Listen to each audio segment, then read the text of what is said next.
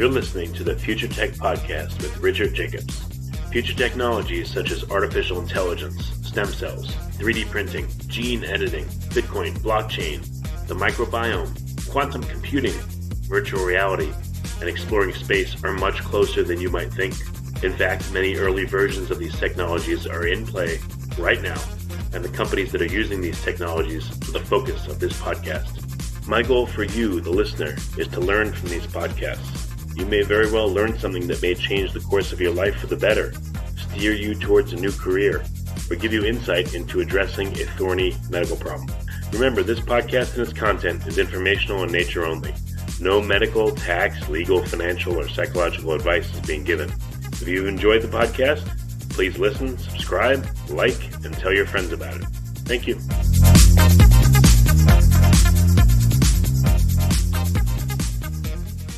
Hello, this is Richard Jacobs with the Future Tech and Future Tech Health podcast, and I have Dr. James V. Hardt. He's the head of the founder of the Biocybernaut Institute, spelled BIOCYBERNAUT.com. So, James, thanks for coming. How are you doing today? Oh, it's nice to be here with you. Yeah, well, what is a biocybernaut? It's an interesting term. A biocybernaut is to inner space the same thing as an astronaut is to outer space. A biocybernaut uses the advanced technology, cybernetic technology, to go on an inner journey into their own mind, a journey of learning, growth, healing, transformation. In 1 week, and we offer 7-day brainwave feedback trainings, people become less anxious, they become more creative, 50% increase in creativity, they become smarter. The IQ boost is 11.7 points, and that's stable a year out. And there's also a big increase in emotional intelligence, or EQ. And that is actually more important to life success than IQ. So yeah, biocybernaut is to outer space what an astronaut is to outer space. How did you first figure out that this was possible or that it would do anything? What's the origin of this? Oh, that's a wonderful question. Founder's question.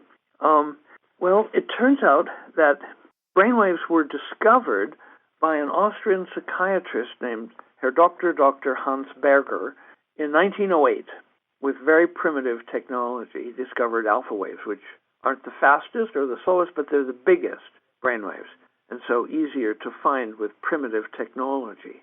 He kept it a secret for 10 years while he researched it, because he thought it was the basis of ESP. And then in 1918, he published, and it became a sensation.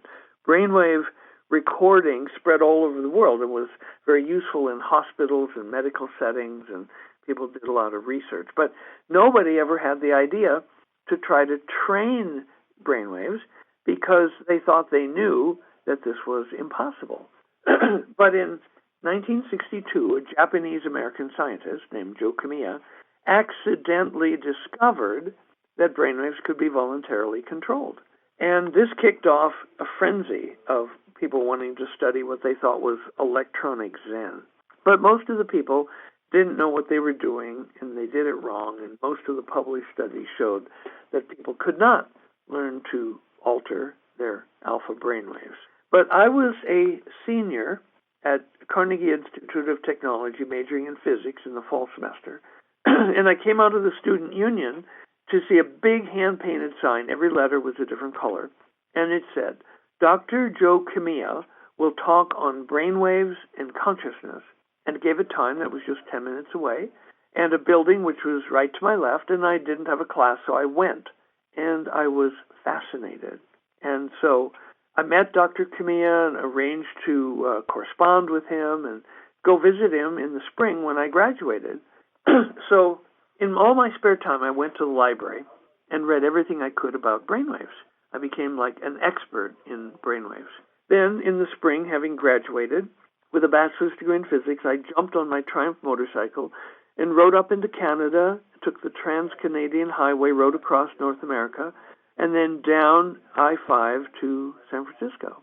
I showed up at Joe Kamiya's lab. I volunteered as a research subject, and I had 3 days of his alpha brainwave feedback training. It was the coolest thing I had ever done. absolutely fascinating. And I wanted more. So on the fourth day, I went back, but they weren't doing any studies. And I was so disappointed. But Dr. Kamiya's girlfriend, Joanne Gardner, worked in the lab, and I'd become friends with her. So I asked her if she would hook me up so I could play, which she did.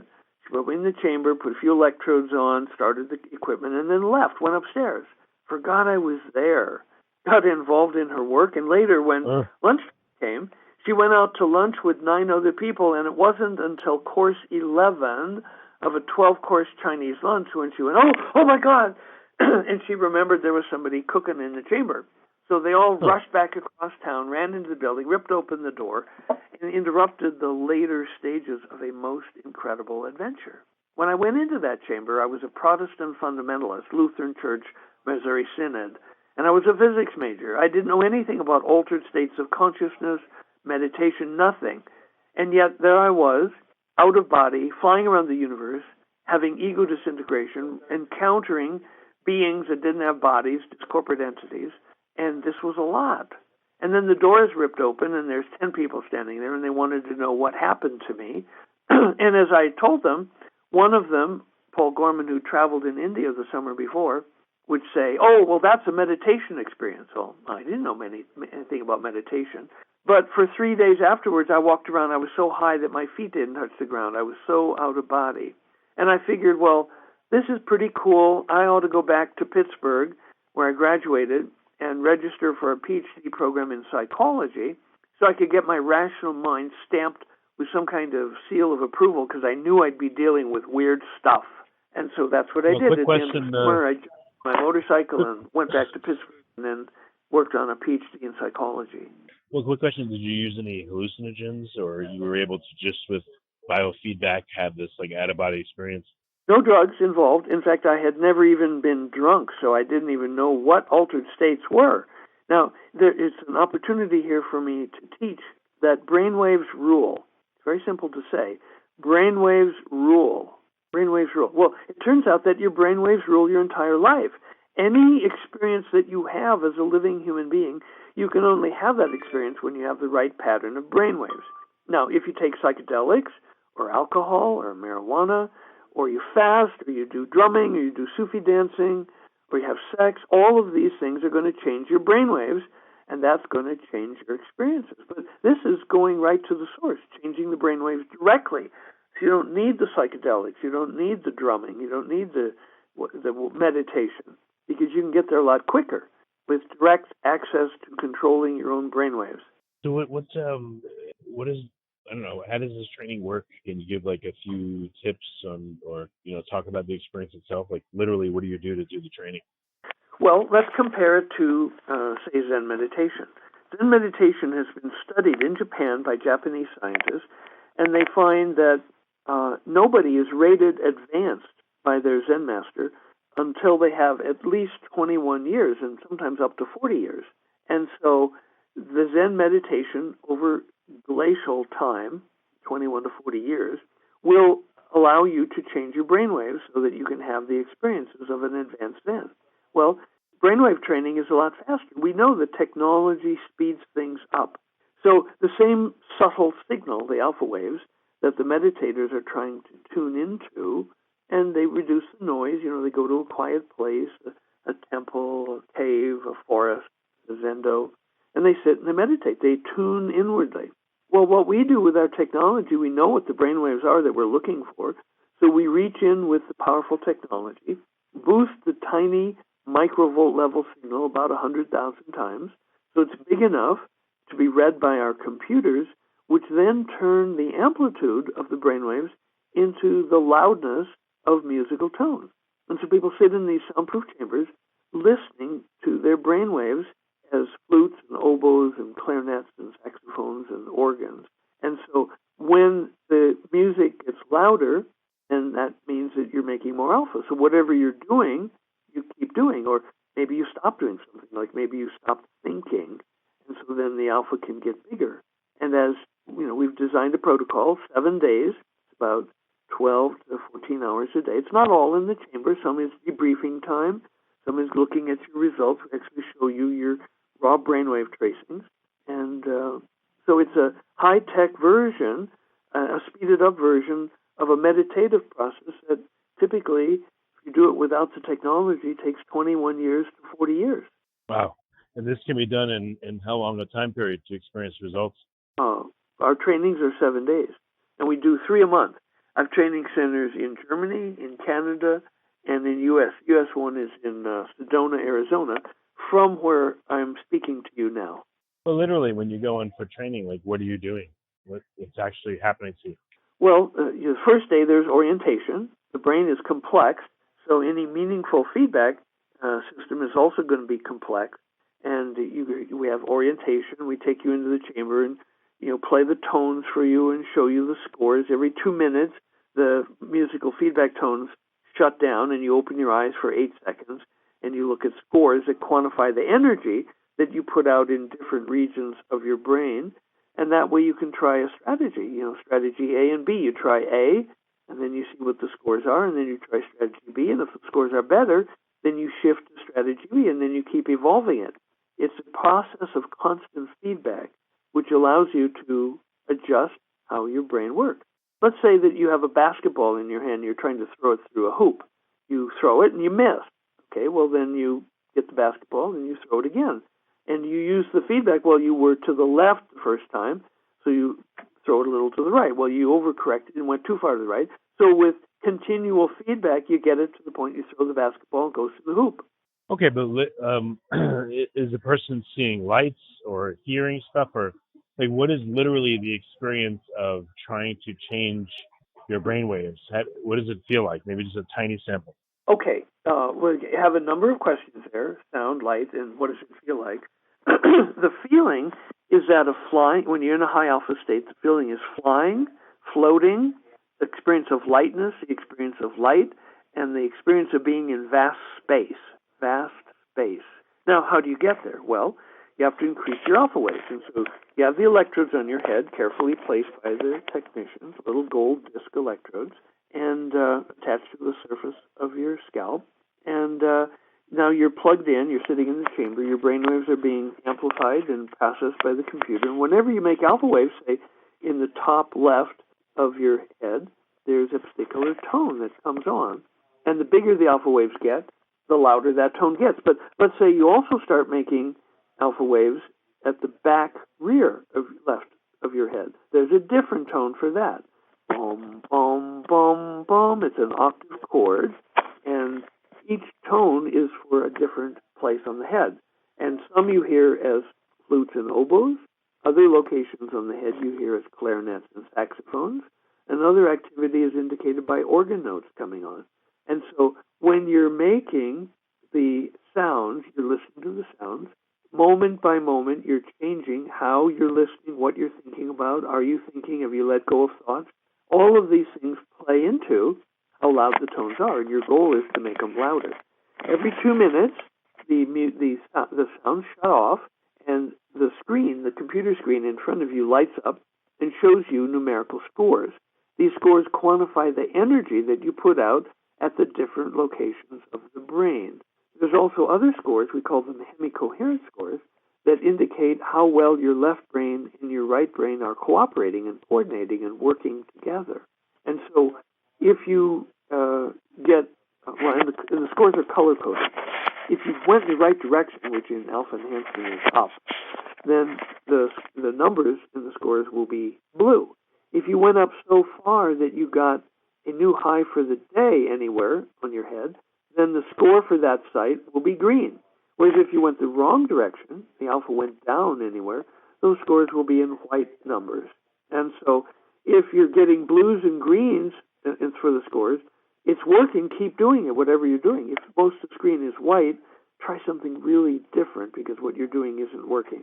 It's not possible. Are people experiencing feelings or visions as they're doing this, or is it only when it's done that they experience calmness or more creativity, etc.? Oh, no. In fact, at one point, I trained a group of Stanford Research Institute scientists, and they cleared their schedules, take a week off, and they actually solved problems in the alpha chamber when they raised their alpha that they had been unable to solve for up to 2 years. So when the alpha goes up, remember brainwaves rule, And so when alpha goes up, you become, in that instant, more creative. And so if you've got a problem, or 2 or 10, you're going to be able to efficiently and effectively and rapidly solve them in the higher alpha state. And we teach you how to raise your alpha. Okay, so people sometimes will get into a certain state, and then they'll deliberately want to work on a problem, let's say, or maybe have a conversation or relive a memory, and they'll experience it differently. Like once you change your state, and it sounds like you could change it in a couple different ways. What kinds of things have people done with it? Like you gave the example of solving problems, but what else, do people ever do like counseling or therapy when they're in a certain state, for instance? Well, this is a very good question. And one of the main processes at Biocybernaut Alpha trainings are forgiveness. We have a 14-step forgiveness method, which is designed so that you only do forgiveness in conditions of rising alpha, because that's the only time that it's effective. And so a lot of the benefits, like the IQ boost of 11.7 points, the creativity increase of 50%, and the increase in emotional intelligence, which averages 15.8 points, all of these benefits are a consequence of raising your alpha. And one of the best tickets to raising your alpha is to do deep forgiveness work. Now, what I haven't told you yet is that when people first go into the chamber each day, they interact with a computerized mood scale program, which puts on the screen, one at a time, feeling words, emotional words, friendly, clear thinking, sleepy, unhappy, dizzy, and people rate how much they feel that in the moment. Later, they do it again after their alpha enhancement training, where they describe how they felt in their moments of highest alpha. So we can tell, how the moods are shifting. But in addition, I wrote the computer program years ago, and the computer program, which is running while your brainwaves are being measured, is able to assess the accuracy of each answer that you give. So let's say the word was angry, and you put 0, meaning not at all. Well, the computer might go, well, I'm not so sure about that. And it will express its doubt in the accuracy of each answer in terms of sigmas. A 1 sigma, or 1 standard deviation, is a 68% chance your answer to that word is wrong. A 2 sigma is a 95% chance the answer is wrong. 3 sigmas, 99.7% chance the answer is wrong. And if you get more than 3 sigmas, you just might as well, and the trainer will ask you to admit what it is that you're angry about. Okay, well, this may lead to a few tears, and Kleenex are always, close at hand. But then how does in it the know? interview... How does it know that you're lying or not telling the truth? Well, it's not that. It's that you maybe have blocked this. It was meant that experience could have been so painful that you pushed it into your unconscious, or you're doing forgetfulness on it. But by the interview with the trainer who brings this out, then you can remember the anger, and you can remember why you were angry. That maybe there was a person who lied to you or cheated you or stole from you or something like that. And then that person goes on your forgiveness list. And then when you're in the chamber, you actually use the multi-step forgiveness method to forgive that person. And that's liberating and freeing, and you feel lighter and happier, and your alpha goes way up, which makes you more creative and more intelligent and with more emotional intelligence. What I think you mentioned that when people are maybe feeling gratitude or forgiving someone, their alpha will naturally go up, without being in the chamber, just like in life. Like what have you found modulates brainwaves in normal life, and how can you use that to help people? Well, Richard, there are some big modulators of alpha, big suppressors of alpha. They are onions, garlic, nicotine, caffeine, and alcohol. As little as 1 beer 24 hours ago will have you sitting with lower alpha the next day. And so, people often suppress their creativity and their intelligence and their happiness by using garlic, onions, nicotine, caffeine, and alcohol. And so, we ask people to withdraw from those at least a week before they come for their training. And, sometimes if you withdraw from a heavy caffeine habit, you can have headaches for a week or two. So, that's going to impair your learning if you're dealing with caffeine withdrawal headaches. So, you're saying caffeine was on that list too? I heard alcohol and nicotine, but is caffeine on there? Yeah. If you have caffeine, it'll suppress your alpha for about 15 hours. I thought that, coffee seemed to be the spice of creativity. It leads to lively conversations and debates for 500 years. If people are sleep deprived, and many people are, You take a little caffeine and you'll be a little more awake, but ultimately your highest alpha is going to be when you have none of those. Long ago, people drank beer because the water was not pure enough to drink, so everyone was kind of buzzed. Nowadays, a lot of people drink coffee, so instead of being slightly drunk, they're slightly wired and agitated, and neither of these states are ideal for creativity or alpha. I mean, look at somebody on cocaine. They've got the talkies. They think that they're engaging in witty, brilliant conversations, but they're just having the cocaine talkies, and that also suppresses alpha. So if you're from New York, is your alpha permanently suppressed because you're always agitated and wired? Well, traditionally, meditators or would-be meditators have sought out more quiet settings, the forest, cave, something like that. But you can do this in New York if you have a Biocybernaut training center handy. Right. Yeah. What does the center look like? What does the chamber look like? Are you sitting in a chair in a room or something with a screen in front of you? Like, what does it look like? Yeah. Chambers vary in size. The biggest ones we have are presently in my center in Germany, and second biggest are in Canada. The smallest ones are here in Sedona. And there's a small table in front of you that holds the keyboard and the monitor. So the keyboard is so you can fill out your mood scales. The computer monitor is to light up every 2 minutes for 8 seconds, showing you your scores.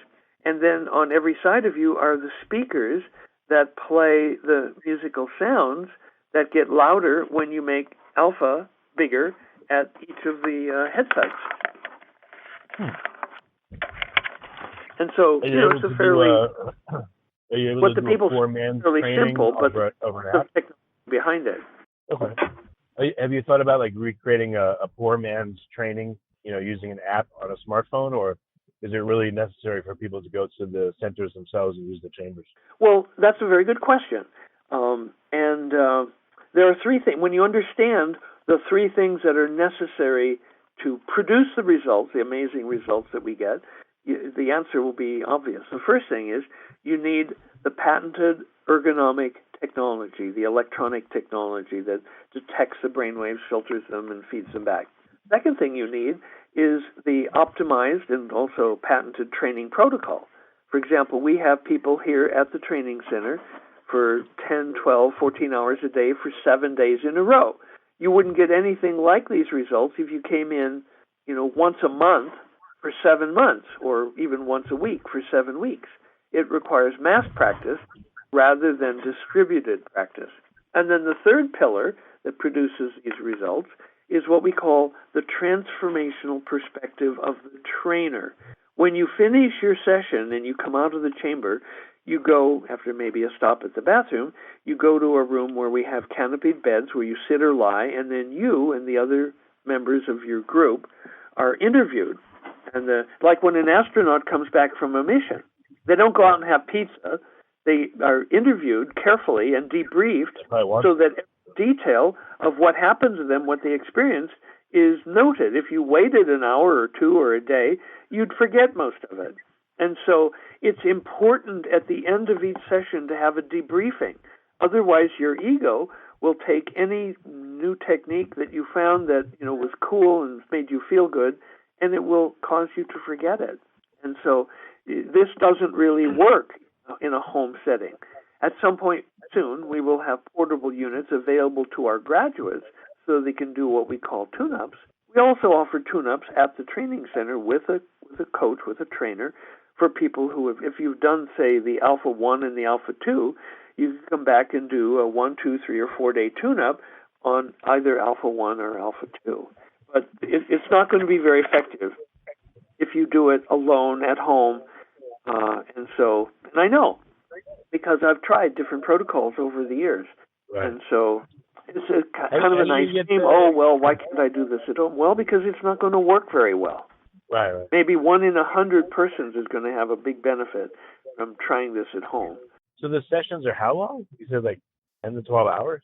Well, the day, which includes, when you first, the days are, 10, 12, 14 hours long from the time you walk in the door in the morning to when you leave at night. Now, you're not in the chamber all that time. When you come in, if it's the first day, you may have 2 or 3 hours of orientation, including going into the chamber where the tones are played and the scores are flashed on the screen, and you're instructed, in how it works. Then you go back and you have your electrodes put on, and there's a PowerPoint presentation, and graphs are shown, and you can ask questions. And then you have your protein shake for energy with MCT oil, and then off to the chamber, where the first thing you do is your mood scales. Then you do some baselines, eyes open, eyes closed, white noise baseline. Then you practice lowering your alpha. We call that alpha suppression. Then you have a bathroom break. Then you practice raising your alpha. We call that alpha enhancement. After that, there's another mood scale. And if you're doing what we call the premium double training, you come out and have lunch, and then you go back in for a second session of alpha feedback. If it's that single, not the double, then you go directly to the interview room with the trainer. But if you're in the premium double, then you have a second session in the chamber. Then you go to the interview room, the canopied room, and you have the interview with the trainer. Then you have dinner. Then you go back to the conference room, and we have big computer monitors set into the table. We actually show you your raw brainwaves, the EEG tracings, and we also show you graphs of your performance. At that point, you've been there maybe 11, 12 hours, and we return watches and cell phones, and whatever time it is, we note that, and we add 11 hours, and that's when you come back the next day. So what is some of the feedback from people, day 1, 2, 3, 4, 5, 6, 7, anything that stick out at you that, really were interesting to you or surprising that you heard from people? Well, Tony Robbins did the training with his wife, Bonnie Pearl, and another family member, and he said it was one of the most powerful things he's done in his life, and he's planning to come back for Alpha 2. Okay. Well, we've trained. I don't know. He trained. Putting it in more words, what else do people say? What do they say that? What do people commonly say? And then there are a few things people said that were not common. A couple examples. That's cool. It's wonderful. I feel freer. I feel lighter. I feel happier. I actually feel joy in my life. I'm not worrying anymore. I'm not depressed. I'm happy. These are typical kinds of things. At one point, we had in Canada a man in December of 2008 did the training. He was the co-founder of a large natural resource company. With one partner, he'd grown the company from zero to $2 billion in just 2 years. He loved the training so much that he made $6 million available for scholarship funds. He sent people from his company. He said the ROI on a Biocybernaut training was 100. That means return on investment. If he paid $20,000 for a training, the person that came back he felt was worth $2 million more to his company. He also paid for more than 200 Canadian Aboriginals. In the U.S., we would call them Indians, to go through the training. Because of the institutionalized racism in the residential schools that the Aboriginal children were sent to, and many of them died there, they had signs in the schools, "Kill the Indian to save the man." And they actually meant kill the Indian culture, but a lot of the children died there. And so these people are traumatized as badly as returning war veterans, post-traumatic stress disorder. And so this philanthropist sent over 200 Canadian Aboriginals through the Biocybernaut Alpha training in Victoria, British Columbia, Canada. At one point, I was asked to speak at the United Nations in Geneva about this work. I trained prominent chiefs, medicine men and women, grandmothers, grandchildren. I mean, there's over 200 people. It was quite amazing. And I did a published paper called Reduction of Psychopathology in a cohort of male and female Canadian Aboriginals. We gave them personality tests before and after their training, and there were profound reductions of anxiety and paranoia and schizophrenia and depression, and increases of positive things like friendliness and vigor. And so the results of the training are extremely powerful and beneficial. Okay, no, that's great. All right, so where are these the centers where people can go, and how can they find out more? What's the best way to get in contact? Well, probably the easiest way is to go to the website, www.biocybernaut.com, and there's an 800 number, 855, you can call and talk to somebody and schedule training. There's also on the website lots of scientific papers where you can read up. I've been publishing in this area for over 40 years, pioneer in the field, and I've learned how to do it well and right and most efficiently. And so, go to www.biocybernaut.com, and there's the 800 number there. You can talk to Kate O'Connor, who does our scheduling, and you can also use it as a library and read up on the science behind the amazing results that we produce. Okay. Well, that's great. Well, James, thank you so much for coming on the podcast. Thank you for your wonderful questions and the opportunity to talk with you.